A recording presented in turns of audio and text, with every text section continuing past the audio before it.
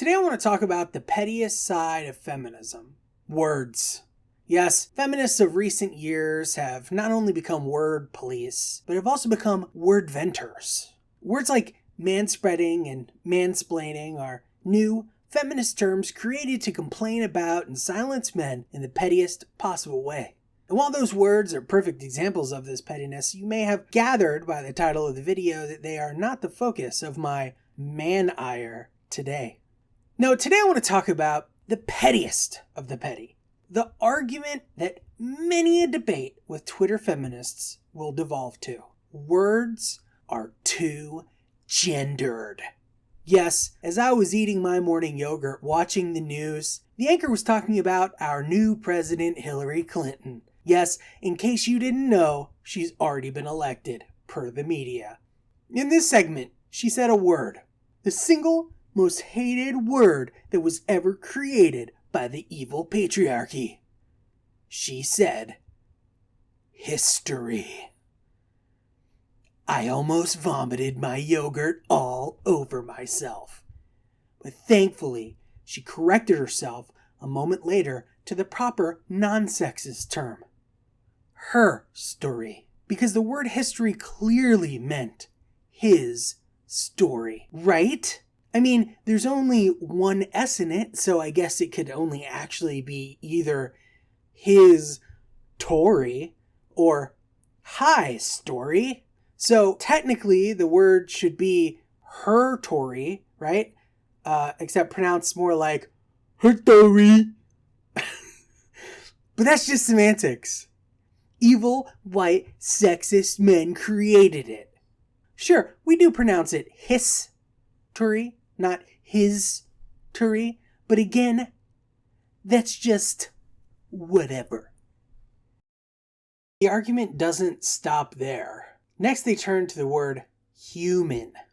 Emphasis on man. And the word mankind. Oh, and don't forget, whoa, man. Absolutely sexist, all of them. Who cares that the word human comes from the Latin homo, representing all people? Homo, humanus, etc. Latin conjugation is a mystery unto itself, I can assure you. And yes, for a period of time in ancient history, we were all homos, okay? So get your head out of the gutter. And who cares that the original Old English term man applied to both men and women? It applied to everyone. And it actually had a secondary meaning of servant. So technically we're all walking around being called servants, all men. That's just who we are, I guess. It wasn't until someone decided we needed different words for the different sexes that a common term for wives, I have no idea how it's pronounced, wifman,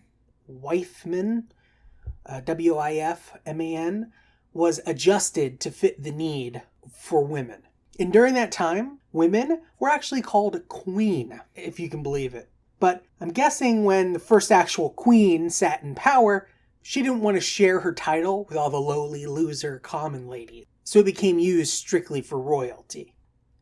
So when we talk about words and language, where will the line be drawn? Why aren't women upset about the term Hispanic, for instance? Shouldn't it be her panic? Or would that imply that women don't handle stress very well? I've decided to highlight the pettiness by delving into the world of her words, so that maybe us evil men can take back the words that should be rightfully his. So let's see here. Well, how about here? Here starts with her. Why should here always be about her? Why shouldn't it be about his or him? In fact, it should be his. It should be, well, technically it's not pronounced her, so it would be pronounced he's. So from now on, we should all just say he's.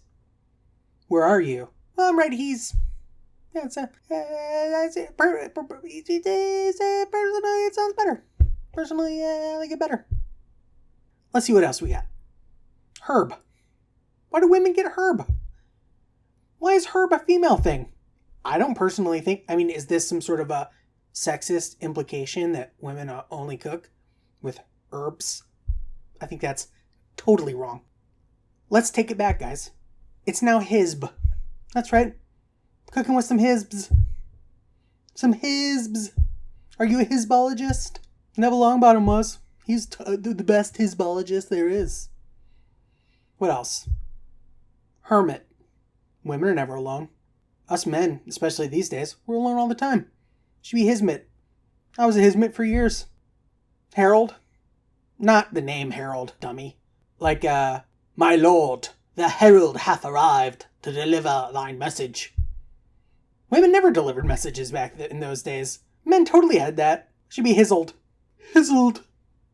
The hizzled has arrived. Heroine. Not the, we'll give him the female hero, okay? Which I'm about to talk about hero, but I'm talking like heroin, the drug, right? Women never make men feel that good. Women never make men feel as good as men feel when they're on heroin.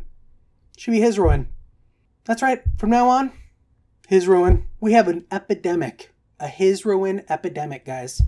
That sounds like an issue for feminism, frankly. Maybe I should be a feminist. And, since I just mentioned it, hero, hero, come on. What is this? This isn't right. This is wrong, in fact.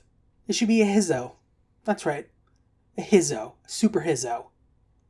Superman is a super hizzo from here on forward. Taking it back. How about hermaphrodite? What's that about? Hermaphrodite implies that the female portion of the hermaphrodite's body is the dominant portion. What's that? Men are very strong. Men should be dominant. Men should always... I'm feeling very Donald Trump. I'm sitting here with my finger out just like Donald Trump in this. Okay, guys? We're going to make hermaphrodite great again.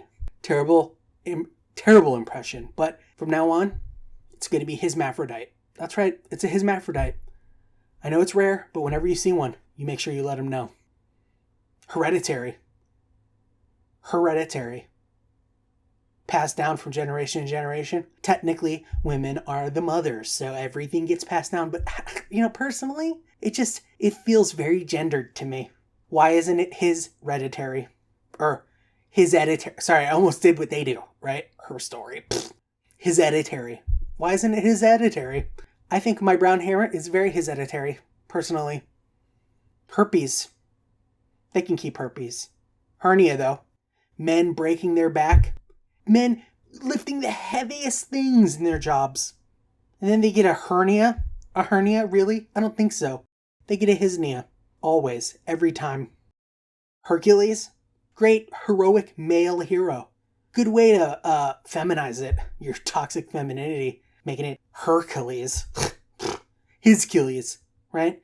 The amazing HISCULES. Or in Roman, HISCULES, okay? That's changing. We're going to rewrite the history books. The his story books, okay?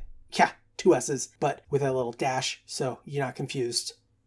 I know that all this is feeling a lot like a red herring. I'm sorry, did I just say that? Herring? Red herring? H-E-R-R? H-E-R? It's a red his ring from now on, okay? This has all been one huge red his ring. I know it has. But that's not the point. Lastly, herd mentality. Herd mentality. Well, actually, when it comes to feminists, herd mentality, match made in heaven. Thanks for watching. I hope that you'll consider taking back some of these words, guys, if you're out there. Ladies, if you want to be good allies to men, you'll also use these terms. And we got to take back language because it's just going too far. The gendering is disgusting. So, anywho, thanks for watching. If you enjoyed the video, go ahead and give it a like. Maybe subscribe, I could use a little bit of subscribing over here. What can you do? Forget about it, man. Don't forget about it. Just click it now if you want. Anyway, thanks for watching again, and I'll let you later.